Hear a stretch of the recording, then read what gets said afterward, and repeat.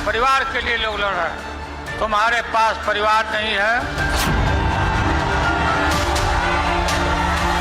और इसलिए मैं कहता हूं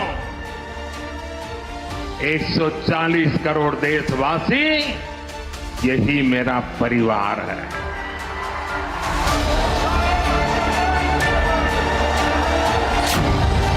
मोदी की फोटो आ गई तो उस घर को दरिद्री लग गई।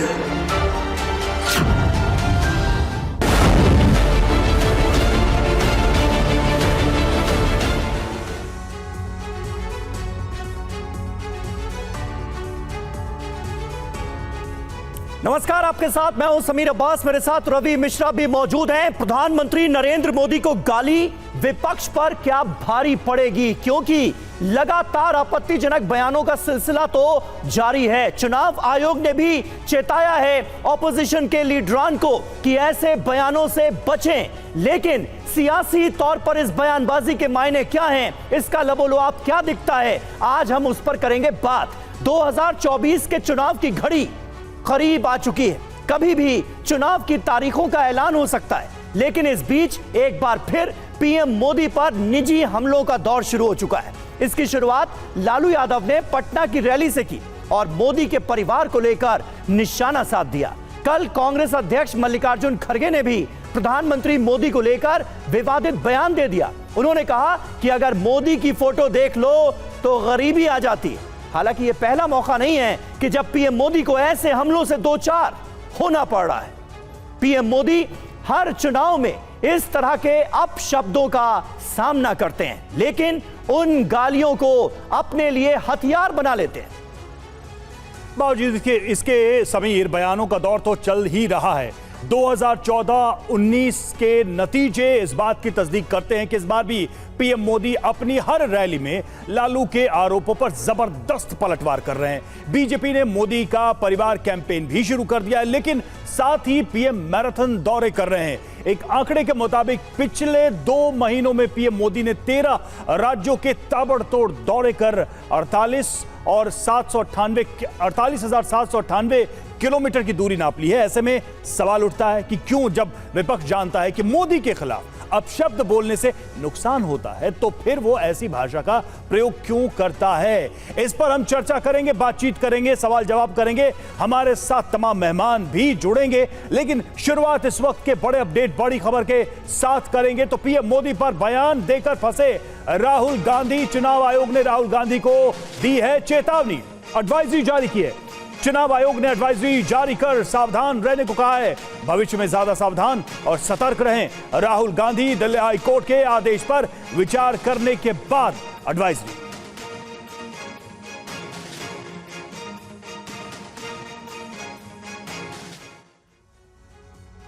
तो देखिए, भविष्य के लिए एक तरह से सावधान किया गया है राहुल गांधी को। किसकी तरफ से? चुनाव आयोग की तरफ से। चुनाव आयोग की नसीहत जो है वो क्या है राहुल गांधी को, इसकी पूरी डिटेल हम आपको दे देते हैं और उसके बाद अपने खास मेहमानों से आपका कराएंगे तारुफ। चुनाव आयोग की नसीहत राहुल गांधी को, कांग्रेस नेता को, जिनके तमाम बयानात जो हैं वो पिछले दिनों सुर्खियों में रहे, जो उन्होंने प्रधानमंत्री मोदी को लेकर दिए। क्या था मामला? पीएम के लिए पनौती, जेब कतरे जैसे शब्दों तक का इस्तेमाल हुआ। क्या हुआ था? दिल्ली हाईकोर्ट ने जारी किया था नोटिस और चुनाव आयोग की एडवाइजरी है कि भविष्य में ज्यादा सावधान रहें, ज्यादा सतर्क रहें, ऐसे बयानात से बचें। यह राहुल गांधी को नसीहत है चुनाव आयोग की। बिल्कुल, ऐसे बयान पहली बार नहीं है और पहली बार नहीं है कि ऐसे बयानों के बाद बीजेपी ने उसको एक टोटल इलेक्टोरल कैंपेन में कन्वर्ट कर दिया, बता दिया, और उसके फायदे भी बीजेपी को मिले हैं। यह बात किसी से छिपे नहीं है। आपको बताएंगे प्रधानमंत्री मोदी को क्या क्या गालियां दी जा रही हैं, क्या अपशब्द कहे जा रहे हैं, कैसे मोदी के लिए विपक्ष के अपशब्द वरदान बन जाते हैं, आशीर्वाद बन जाते हैं। लेकिन पहले आपको बताते हैं कि कैसे मोदी धुआंधार चुनावी प्रचार कर रहे हैं, किस तरह से एक के बाद एक रैलियां कर रहे हैं। तो इस साल के शुरुआती 2 महीने में ही प्रधानमंत्री उत्तर से दक्षिण और पूरब से पश्चिम का लंबा सफर तय कर चुके हैं। वो यूपी से बिहार, झारखंड से पश्चिम बंगाल, ओडिशा से तेलंगाना, आंध्र प्रदेश से तमिलनाडु और केरल से कर्नाटक और महाराष्ट्र से गुजरात तक की यात्रा कर चुके हैं। जी हां, कल बंगाल में प्रधानमंत्री नरेंद्र मोदी थे, बिहार में थे, तो आज वो अनुच्छेद 370 हटने के बाद पहली बार कश्मीर जा रहे हैं। कश्मीर का प्रधानमंत्री नरेंद्र मोदी का यह दौरा कई मायनों में अहम होगा। 370 हटने के बाद पहला दौरा है और हजारों करोड़ की सौगातें भी मिलने वाली हैं जम्मू कश्मीर को, तो इस लिहाज से भी यह अहम होगा। प्रधानमंत्री मोदी 2 महीने में 48,000 किलोमीटर से ज्यादा की दूरी नाप चुके हैं। दूसरे शब्दों में कहें तो पीएम मोदी 2 महीने में धरती के एक चक्कर से ज्यादा यात्रा कर चुके हैं और यह सिलसिला लगातार जारी है। बिल्कुल, यात्राओं का यह सिलसिला लगातार चल रहा है। दरअसल राहुल गांधी को चुनाव आयोग की एडवाइजरी जिसकी हम बात कर रहे हैं वो ऐसे ही नहीं जारी करनी पड़ी है। उसके पीछे की वजह भी है। 2007 से लेकर अब तक प्रधानमंत्री को पता नहीं कितनी गालियों का सामना करना पड़ा। आपको हम बताते हैं कि पीएम को किन किन अपशब्दों का सामना करना पड़ा, क्या क्या कहा गया प्रधानमंत्री के बारे में, जरा उस पर भी एक नजर हम डालते हैं। तो मोदी पर लगातार विपक्ष हमला करता रहा और किस तरह के शब्दों का इस्तेमाल करता रहा। मौत का सौदागर, ये एक शब्द इस्तेमाल किया गया जिस पर बहुत ही ज्यादा विवाद रहा चुनाव में, और हमें याद है कि 2014 में कैसे ये मुद्दा बना था। खून की दलाली, जहरीला सांप, चाय वाला, रेबिस से पीड़ित बंदर, नीच, चौकीदार चोर है, झूठों का सरदार, हिटलर, रावण, फोटो देख लो तो गरीबी, ये लेटेस्ट है। और परिवार को लेकर, परिवार नहीं, ये लालू यादव ने अभी बयान दिया था जिसको लेकर लगातार अब देखिए नया विवाद छिड़ गया है। बयानबाजी का दौर चल रहा है दोनों तरफ से। तो सवाल यही है कि बार बार ऐसे बयान देकर क्या वाकई में विपक्ष जो है अपने लिए ही कमजोर कड़ी तैयार करता है, चुनाव में अपने लिए ही एक सेल्फ गोल करता रहता है? समीर, ये बड़ा सवाल है क्योंकि अक्सर इसका नुकसान ही देखा गया है विपक्ष को। बिल्कुल, और ग्राफिक्स के जरिए ये हमने आपको दिखाया कि प्रधानमंत्री नरेंद्र मोदी के लिए किन किन कैसे कैसे अल्फाजों का इस्तेमाल किया गया है। प्रधानमंत्री को अपशब्द कहे जाते हैं तो पीएम विपक्ष के इन आरोपों को ही मुद्दा बना लेते हैं। चुनाव प्रचार में हर बार याद दिलाते हैं कि विपक्ष ने उन्हें क्या कहा। इसका जबरदस्त फायदा भी बीजेपी को होता है। आपको 2007 के मौत का सौदागर वाले बयान से लेकर अब तक क्या क्या बड़े हमले बोले गए और उसका नतीजा क्या हुआ, यह भी जरूर जानना चाहिए। तो ये देखिए, ग्राफिक्स के जरिए हम आपको दिखाने की कोशिश करते हैं। सोनिया गांधी ने 2007 में नवसारी में कहा, गुजरात सरकार चलाने वाले झूठे, बेईमान और मौत के सौदागर हैं। मोदी का पलटवार, बीजेपी ने इसे मुद्दा बनाया। विधानसभा में बम पर जीत हुई भारतीय जनता पार्टी की। तो ये नतीजा हुआ प्रधानमंत्री नरेंद्र मोदी के लिए ऐसे अल्फाजों के इस्तेमाल का। मणिशंकर अय्यर, 17 जनवरी 2014, मोदी पीएम नहीं बनेंगे, चाय बेचना चाहें तो हम यहां पर जगह दे देंगे, यह कहा था मणिशंकर अय्यर ने। मोदी का पलटवार, चाय पे चर्चा कैंपेन चला दिया प्रधानमंत्री नरेंद्र मोदी ने। 2014 में 282 सीटें जीतकर पहली बार नरेंद्र मोदी इस देश के प्रधानमंत्री बने। बिल्कुल समीर, और देखिए ये सिलसिला रुका नहीं। राहुल गांधी की बात करें तो राफेल डील पर राहुल गांधी ने 20 सितंबर 2018 को कहा चौकीदार ही चोर है। एक कैंपेन चलाने की कोशिश की। मोदी का पलटवार इस पर क्या रहा, मैं भी चौकीदार, यह अभियान ही चला दिया नरेंद्र मोदी ने, बीजेपी ने, और 2019 में 303 सीटें जीतकर प्रचंड बहुमत की सरकार भी बनाई एनडीए ने। और अब देखिए 3 मार्च 2024 यानी कि जो लेटेस्ट बयान लालू यादव का, परिवार के लिए लड़ रहे मोदी के पास तो परिवार ही नहीं, नरेंद्र मोदी के परिवार को सीधे टारगेट किया गया। तो अब देखिए मोदी का पलटवार क्या रहा इस पर। मोदी का परिवार कैंपेन ही शुरू हो गया और प्रधानमंत्री मोदी ने कहा कि 140 करोड़ देशवासी मेरा परिवार हैं। 370 प्लस सीटों का टारगेट दे दिया अपनी पार्टी को इस कैंपेन के जरिए। तो इस तरह से इन्हीं बयानों को एक तरीके से हथियार के रूप में बीजेपी ने इस्तेमाल किया। बीजेपी ने विपक्ष पर निशाना साधा। और हमारे साथ इस वक्त तमाम खास मेहमान मौजूद हैं, उनसे आपका तारुफ करा दें। अनिला सिंह हमारे साथ हैं, प्रवक्ता भारतीय जनता पार्टी की। कांग्रेस पार्टी का पक्ष रखने के लिए सुरेंद्र राजपूत साहब हमारे साथ मौजूद हैं। सारिका पासवान, प्रवक्ता आरजेडी की, वो हमारे साथ मौजूद हैं। डॉक्टर वरुण पुरोहित, राजनीतिक विश्लेषक हैं, वो भी हमारे साथ मौजूद हैं। लेकिन आज राजपूत साहब, पहला सवाल आपसे, जब ऑपोजिशन को यह पता है कि प्रधानमंत्री नरेंद्र मोदी पर अगर निजी हमले किए जाएंगे तो उसका नुकसान ही उठाना पड़ेगा, तो फिर इस तरह के बयानों का सिलसिला रुकता क्यों नहीं? समीर भाई,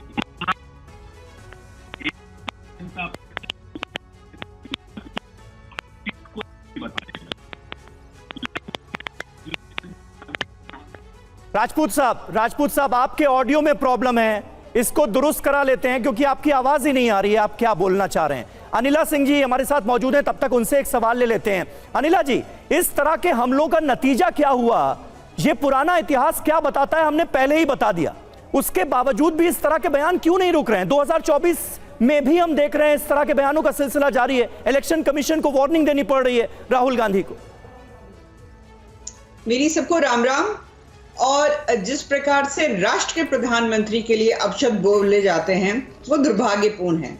शायद नरेंद्र मोदी जी की नफरत में ये भी भूल जाते हैं कि एक व्यक्ति जो इतनी गरिमाई पद पर बैठा हुआ है, आपके राष्ट्र को पूरे विश्व में आपका प्रतिनिधित्व करता है, अब उसके ऊपर जो भी आपका मन आता है उस प्रकार की गाली उछाल देंगे, मजाक बना देंगे।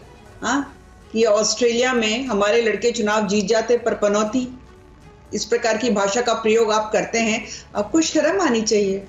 आप डिफैक्टो नेता हैं, आप लीड कर रहे हैं सबसे पुरानी पार्टी को यहाँ पर भारतवर्ष में, परंतु आपको अपनी जो भाषा है उस पर संयम है ही नहीं। आपको जो कहना है, जो करना है आप बोलो, पर राष्ट्र के प्रधानमंत्री को तो कम से कम बख्श दो। पर नहीं, उनके परिवार को लेके, उनकी माता जी को लेके, उनके भाई बहनों को लेकर हर एक के ऊपर टीका टिप्पणी करनी है, हमेशा उनकी मौत की कामना करनी है।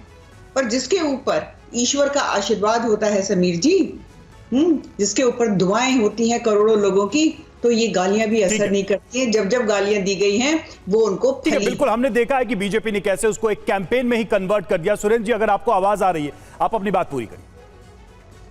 2-3 चीजें हैं समीर भाई। हम मेरी आवाज आ रही है? जी जी बिल्कुल जी, बहुत शुक्रिया। पहली चीज तो प्रधानमंत्री जी के ऊपर निजी टिप्पणी किसने की? कोई निजी टिप्पणी नहीं। 1 लाख बार लोग कहते हैं फलाने का परिवार है, फलाने का नहीं है, उसमें कौन सी बहुत। और 2014 से पहले तो ये टिप्पणियां, लाखों टिप्पणियां हम बता सकते हैं, और भारतीय जनता पार्टी ने तो निजी टिप्पणियों की और गंदी टिप्पणियों की पराकाष्ठा की। गांव के ऊपर 52 करोड़ की गर्लफ्रेंड, विदेशी गाय, बदजर्सी बछड़ा, इसके अलावा 52 करोड़ घर सूर्पणखा, ये तो प्रधानमंत्री है। और प्रधानमंत्री जी की टिप्पणियों के अलावा रामजादे, ये नेताओं की टिप्पणियां हैं। तो हम उस चीज को बात नहीं आते। हम तो एक चीज कहते हैं कि प्रधानमंत्री जी, आप किसी भी चीज को चूंकि आप अपने ऊपर ले लेते हैं, उड़ते हुए तीर अगर आप अपने ऊपर, तो लालू जी की कोई गलती नहीं है, राहुल जी की कोई गलती नहीं है, खड़गे जी की कोई गलती नहीं। उन्होंने क्या कहा कि भाई 80 करोड़ परिवार का, हेलो, बिल्कुल बोलिए, सुन रहे हैं हम आपको। हाँ, 80 करोड़ परिवार को अगर आप क्या नाम अपने फोटो लगी हुई राशन दे रहे हैं, तो नहीं ठीक है सुरेंद्र जी, मोदी जी की जहां फोटो लगी है वहां गरीबी होती है। इसमें जो मूल सवाल था वो ये था कि बार बार ऐसे बयान जो आते हैं उसका जो चुनावी नुकसान है वो लगातार होता है, फिर भी क्या इससे बचने की कोशिश नहीं की जाती है? ये ध्यान ही नहीं देता। सागरिका हमारे साथ, सागरिका पासवान आरजेडी की प्रवक्ता जुड़ी हुई है। दीजिए 5 सेकंड का। जी बोलिए। कि सब कुछ हमें खबर है, नसीहत न दीजिए, क्या होंगे हम खराब है। आज की डेट में समीर भाई, जिस दिन आप लोग सुधर जाइएगा ना, उस दिन ये सारी बातें अपने आप बंद हो जाएगी। ये बातें दोनों तरफ से होती है, ये बातें एक तरफ से नहीं होती है। और चुनाव के समय ये बातें होती ही होती है, हमेशा से होती है। नहीं, लेकिन चुनाव आयोग राहुल गांधी को सुधरने की नसीहत दे रहा है राजपूत साहब। वही कह रहा, यही तो बात है कि चुनाव आयोग गैर संवैधानिक बात कर रहा है। चुनाव आयोग को नसीहत देनी है संविधान सम्मत। भाई, प्रधानमंत्री नरेंद्र मोदी को चाय वाला आपकी पार्टी ने कहा, चौकीदार चोर है, ये कैंपेन आपकी पार्टी ने चलाया जो कि आप पर भारी भी पड़ा। उसके बाद अब हम देख रहे हैं नरेंद्र मोदी के परिवार पर निजी हमला किया जा रहा है। मतलब उनका परिवार तो राजनीति में है भी नहीं, ये निजी हमले क्यों?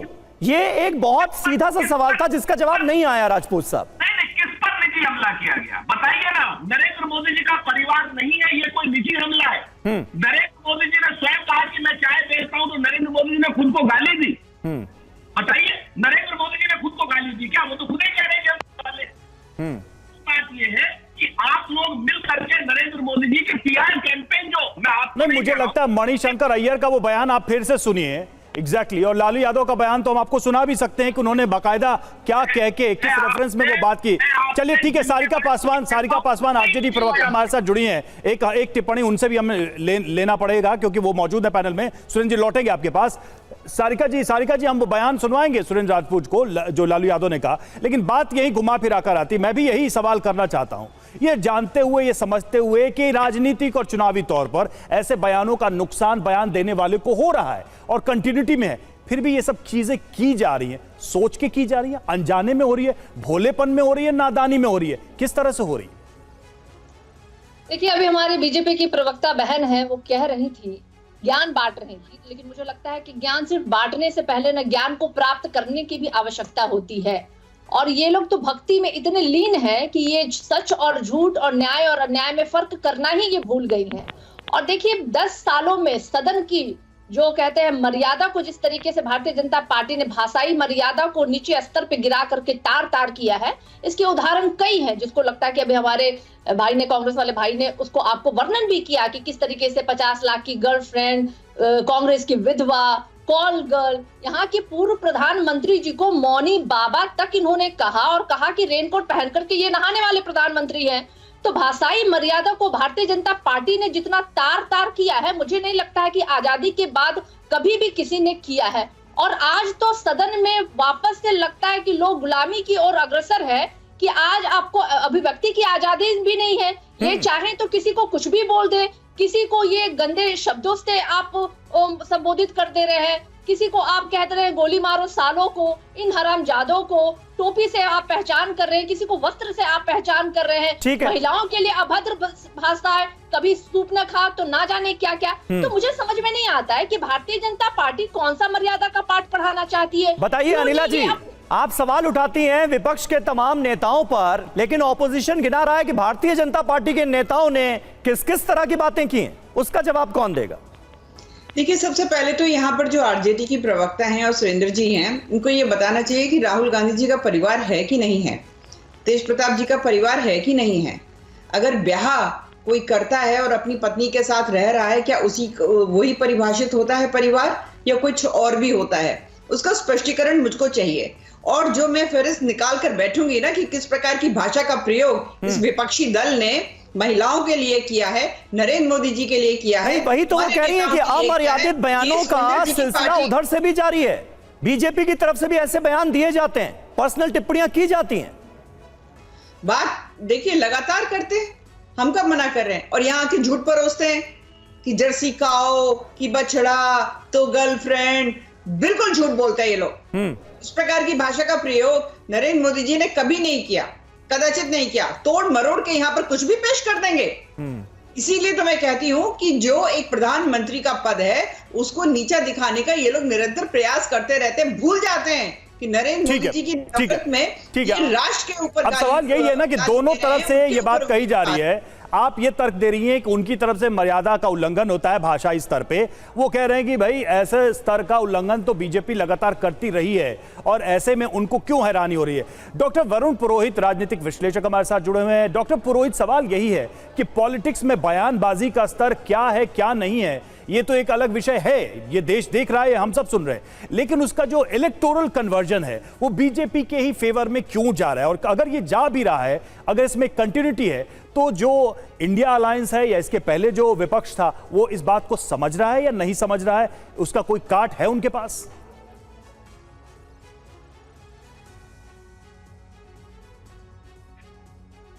डॉक्टर पुरोहित, देखिए, शाब्दिक आचरण का अवमूल्यन पिछले कुछ वर्षों में देखा जा रहा है, वो आप डिबेट में भी देख रहे हो, सब उसी बात की बातें कर रहे हैं, तो इसके बारे में इस पे डिस्कशन करने से कोई जी जी जी जी बोलिए बोलिए। दूसरी बात, ये प्रधानमंत्री को इम्यूनिटी प्राप्त नहीं है संविधान में कि उनके खिलाफ कोई कुछ नहीं कह सके, वो इसलिए आपके पीएम को कह दिया, पीएम को कह दिया।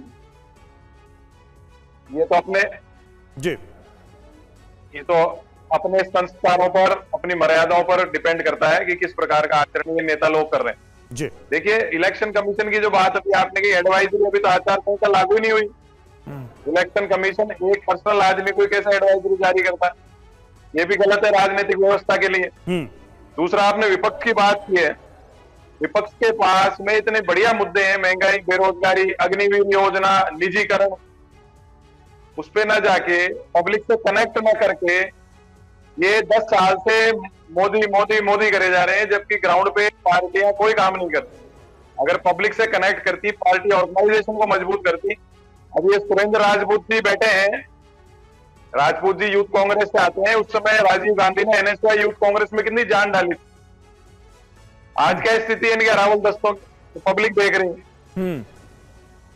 विपक्ष की जो क्यों नहीं जीत पा रहा, इलेक्टोरल में कन्वर्ट नहीं हो रही है बात। अगर कन्वर्ट होती तो कर्नाटक, हिमाचल, तेलंगाना में भी कन्वर्ट होती, वहां क्यों नहीं हुई? ये इसलिए कन्वर्ट नहीं हो पा रहा है विपक्ष के साथ में। मोदी जी के कन्वर्ट इसलिए हो रहा है कि मोदी जी मेहनत कर रहे हैं और इनका जो ऑर्गेनाइजेशन है भारतीय जनता पार्टी का, वो ग्राउंड लेवल तक है। ठीक है, और एक पहलू भरोसे का भी है राजपूत साहब। क्या आप कहते हैं चौकीदार चोर है, उस पर देश की जनता यकीन नहीं करती? मैं भी चौकीदार जो कैंपेन चलाया जाता है उसको ज्यादा जन समर्थन हासिल होता है, वोट में वो कन्वर्ट होता हुआ भी नजर आता है, बीजेपी को फायदा पहुंचाता हुआ भी नजर आता है। समीर भाई,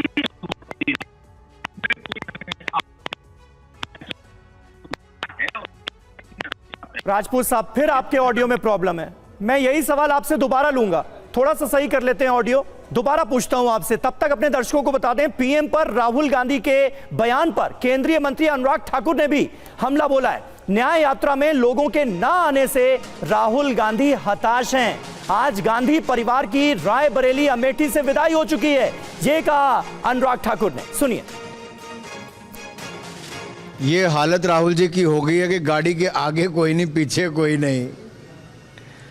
तो ऐसे हताश निराश व्यक्ति क्या करेगा? इस तरह के ही बार बार बयान देगा। जब जनता सुनने को नहीं आती, उत्तर प्रदेश जैसा बड़ा राज्य जहां नेहरू गांधी परिवार की 4-4 पीढ़ियों के लिए वोट मिलता था, सीटें जीतते थे, आज वहां पर उनकी सुनवाई नहीं, कोई पूछने नहीं आता है। एक तरह से विदाई यहां से उनकी नेहरू गांधी परिवार की हो गई है। तो हताश और निराश तो वो दिखेंगे। और दूसरा, जब वो यहाँ से हार के वायनाड चले गए थे, तो वायनाड से केरल से जाके उत्तर प्रदेश के लोगों के बारे में जो टिप्पणी की थी, उसका दर्द मुझे भी आज तक होता है। तो उत्तर प्रदेश के लोगों को कितनी पीड़ा होती होगी। सोनिया जी को कई बार जताया, लेकिन उन्होंने भी अपने क्षेत्र की अनदेखी की। तो अब वो उत्तर प्रदेश से भी राज्यसभा की सांसद नहीं, कहीं और से जाके बने। क्या उनके सहयोगी गठबंधन दल भी उनके लिए सीट नहीं दे पाए? ये अपने आप में प्रश्नचिन्ह खड़ा करता है कि दिखावे का गठबंधन है, कुल मिला के ठगबंधन है। तो अनुराग ठाकुर राहुल पर आरोप लगा रहे हैं कि उनकी यात्रा में लोग नहीं आ रहे हैं। वहीं दूसरी तरफ इंटरनेशनल सर्वे एजेंसी की माने तो प्रधानमंत्री मोदी ने एक बार फिर लोकप्रियता के सारे रिकॉर्ड तोड़ दिए हैं। और देखिए, हम वो आंकड़े भी आपको दिखाने जा रहे हैं। IPSOS इंडिया बस सर्वे के मुताबिक देखिए क्या आंकड़े आए। फरवरी में पीएम मोदी की अप्रूवल रेटिंग जो है वो 75% रही है, और इससे पहले पिछले साल सितंबर में पीएम मोदी की अप्रूवल रेटिंग 65% थी। जी हां, सितंबर से फरवरी के बीच यानी 5 महीने में प्रधानमंत्री मोदी की अप्रूवल रेटिंग में 10% का भारी भरकम इजाफा हुआ है। सर्वे में उत्तर भारत में पीएम मोदी की अप्रूवल रेटिंग, ये देखिए आपके सामने 92% रही। वहीं पूर्वी भारत में 84% और पश्चिम भारत में 80% अप्रूवल रेटिंग है पीएम मोदी की।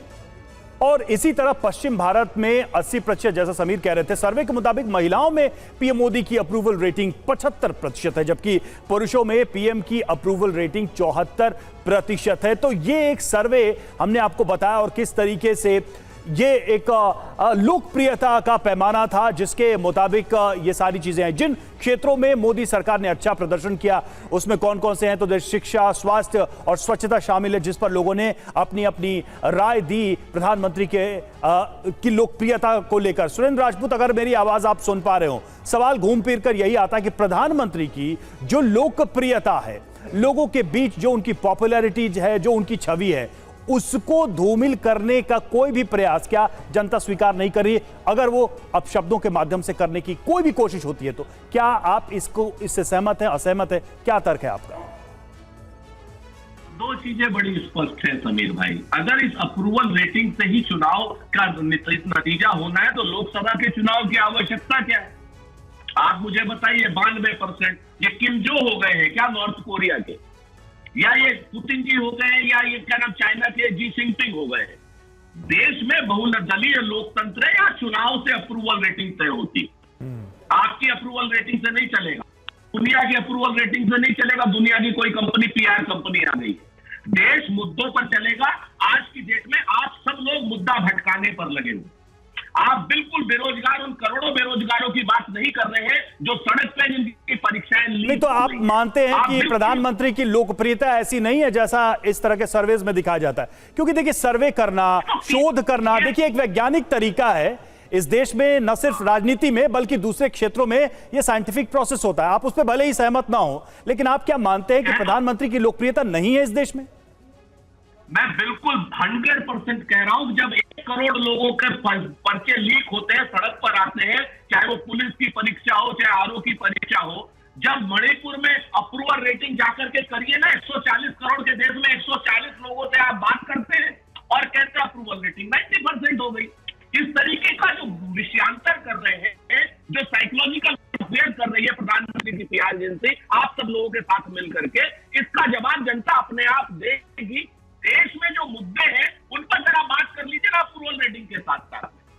जब आप उन पर बात करेंगे तो आपको समझ में आएगा। नहीं, आप खुद ही कह रहे हैं कि चुनावी अप्रूवल रेटिंग ही मान्य है, बाकी किसी सर्वे की रेटिंग हम नहीं मानते। लेकिन चुनावी अप्रूवल रेटिंग में भी तो प्रधानमंत्री नरेंद्र मोदी स्ट्रांग हैं। हाँ बिल्कुल है, इस बात को मैं सहमत हूं। फिर आप हमारे पास 42% वोट है, प्रधानमंत्री के पास 44 है। आज की डेट में हमने जब इंडिया गठबंधन बनाया, हमारे पास 60% वोट है, प्रधानमंत्री के पास 40% है। आज अब तक हम ब्लॉक से हिसाब से नहीं लड़ रहे थे, एक ब्लॉक में लड़ रहा था, हम अलग अलग लड़ रहे थे। अब आने वाले चुनाव में हमें मतलब अंतर बहुत ज्यादा नहीं है अनिला जी।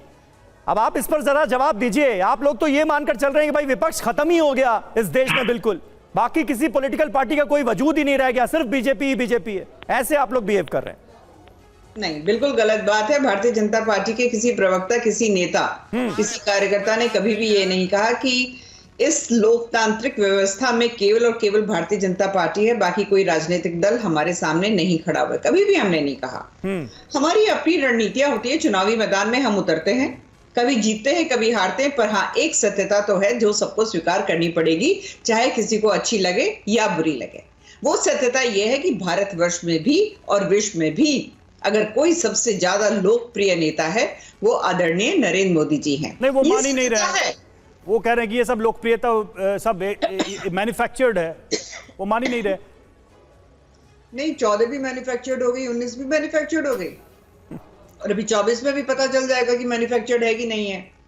मैन्युफैक्चरिंग का काम शायद ये लोग बेहतर कर लेते होंगे। भारतीय जनता पार्टी तो जानी जाती है अपने संगठन के ढांचे के लिए। भारतीय जनता पार्टी जानी जाती है कि 365 डेज 24 आवर्स जो है लगातार हम काम करते रहते हैं, चुनावी मोड में रहते हैं। क्यों ना रहें? अगर हम चुनाव जीतेंगे, सत्ता में आएंगे, तभी तो जनसेवा कर पाएंगे। नरेंद्र मोदी से क्यों चिढ़ते हैं ये लोग? क्योंकि महिलाओं के लिए सबसे ज्यादा कार्य करते हैं, युवाओं के ध्यान रखते हैं, बहनों को एम्पावर कर रहे हैं, किसानों के बारे में लगातार सोचते हैं, ठीक है, उनको ताकत देने का कार्य करते हैं। इसलिए ठीक है, बिल्कुल अनिला जी, वक्त थोड़ा सा कम है हमारे पास। पिछले दिनों एक रैली को संबोधित करते हुए आरजेडी सुप्रीमो लालू यादव ने मोदी पर हमला बोलते हुए कहा था कि मोदी के पास तो परिवार ही नहीं है। इस पर पीएम मोदी से बड़ा पलटवार करते हुए प्रधानमंत्री नरेंद्र मोदी ने मोदी का परिवार कैंपेन ही लॉन्च कर दिया है। सुनिए जरा लालू यादव ने कहा क्या था। तुम्हारे पास परिवार नहीं है,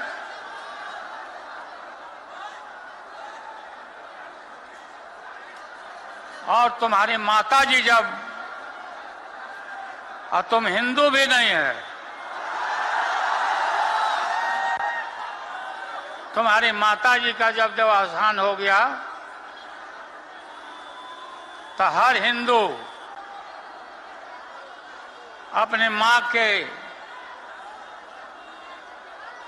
शोक में केस दाढ़ी बनवाता, दाढ़ी छिलवाता।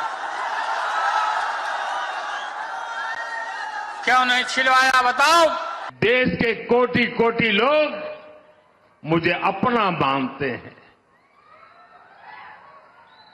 अपने परिवार के सदस्य की तरह मुझे प्यार करते हैं।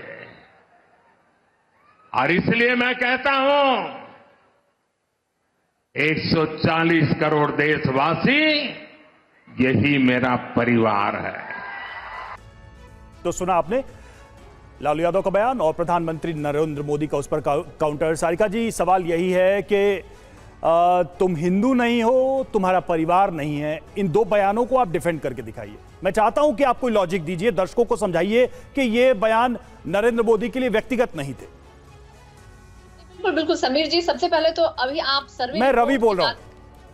रवि जी, आप जो सर्वे रिपोर्ट की बात कर रहे थे, ये बहुत पुरानी सर्वे रिपोर्ट है जो आपने दिखाई। मैं आपको कल की यानी कि 7 मार्च 2024 की एक सर्वे रिपोर्ट दिखाना और बताना चाहती हूँ, जो कि बिहार में प्रधानमंत्री नरेंद्र मोदी जी की 9 लोकसभा की एक कंबाइंड एक रैली आयोजित की गई थी, जहां की तमाम कुर्सियां खाली रह गई थी। नरेंद्र मोदी जी खुद ही भाषण दे रहे थे, अपने की मन की बात वो खुद ही कर रहे थे और खुद ही सुन रहे थे। क्या पूछा गया और क्या सारिका जी आप जवाब दे रही हैं? बहुत इंपॉर्टेंट 30 सेकंड थे, ये आखिरी 30 सेकंड थे इस डिबेट के। बहुत इंपॉर्टेंट ये भी बात था कि आप जब सर्वे रिपोर्ट रख रहे हैं, चलिए वक्त इतना ही है, इसलिए इस चर्चा को यहीं पर खत्म करना पड़ेगा। बहुत बहुत शुक्रिया आप सभी का।